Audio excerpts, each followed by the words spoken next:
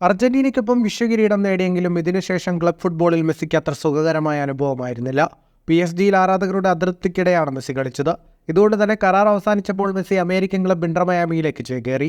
ബാഴ്സലോണയിലേക്ക് മടങ്ങാനുള്ള മോഹം ബാക്കിയാക്കിയാണ് Messi David ബെക്കാമിന്റെ Inter മയാമിയിലെത്തിയത്. Inter മയാമിയിൽ സീസണിനിടെ എത്തിയ Messi ക്ലബിന് ആദ്യ കിരീടം സമ്മാനിക്കുകയും ചെയ്തു.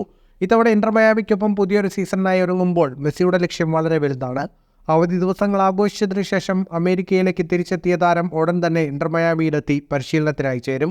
ഈ സീസണിൽ സാധ്യമായ എല്ലാ കിരീടങ്ങളും നേടുകയെന്ന ലക്ഷ്യവുമായി മെസ്സി ഇറങ്ങുമ്പോൾ ഫുട്ബോൾ ലോകം മുഴുവൻ താരത്തിന് പിന്നാലെയാകും. ഇന്റർ മയാമിയിൽ പരിശീലനം തുടങ്ങുമെങ്കിലും മെസ്സി കളത്തിലിറങ്ങുക ഈ മാസം 20 നടക്കുന്ന സൗഹൃദ മത്സരത്തിലാണ്.